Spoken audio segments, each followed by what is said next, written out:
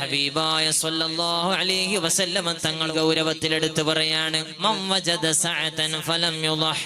ആർക്കെങ്കിലും സൗകര്യം ഉണ്ടായി, സാമ്പത്തികമായ എല്ലാ സൗകര്യങ്ങളും ഉണ്ടായി, അവിടുത്തെ എല്ലാ നിയമങ്ങളും അവർക്ക് അനുകൂലമായിട്ടുണ്ട്, ഒരു പ്രതികൂല സാഹചര്യങ്ങളും ഇല്ല, എന്നിട്ടും അവൻ ഉളുഹിയ അറുത്തില്ല, അവൻ ഉളുഹിയ്യത്ത് കർമ്മത്തിന് വേണ്ടി അവൻ മുന്നിട്ട് വന്നിട്ടില്ല, എന്നാൽ ഫലാ യഖറബന്ന മുസല്ലാനാ, ഓന്റെ കൂടെ നിസ്കരിക്കാൻ വരണ്ട. ഗൗരവത്തിലാണ് ആ വാക്ക്. നിസ്കരിക്കാൻ വരണ്ടെന്നല്ല, അങ്ങനെ ഇങ്ങനെ അറക്കാൻ വേണ്ടിയിട്ടാണ്. ഇതൊക്കെ ഉണ്ടായിട്ട് നീ അറക്കും മോനെ, അതിനു വേണ്ടി പ്രോത്സാഹിപ്പിക്കാൻ അങ്ങനെ പറഞ്ഞത്. മഹാനായ ഇമാം അബൂ ഹനീഫ റളിയല്ലാഹു അൻഹു പറഞ്ഞു, ഇവൻക്ക് അന്നത്തെ ദിവസവും കുടുംബത്തിന്റെ കാര്യമൊക്കെ ചെലവും മറ്റൊക്കെ കഴിച്ചിട്ട് 200 ദിർഹം മിച്ചുണ്ടെങ്കിൽ ഏകദേശം ഒരു 17,000 രൂപ, ഇന്നത്തെ വില നോക്കുകയാണെങ്കിൽ 16 സംതിങ് ഒക്കെ വരും. ഓനക്ക് നിർബന്ധമാണ് ഉളുഹിയ്യ. ശാഫിഈ മദ്ഹബിൽ മുഅക്കദായ സുന്നത്താണ്.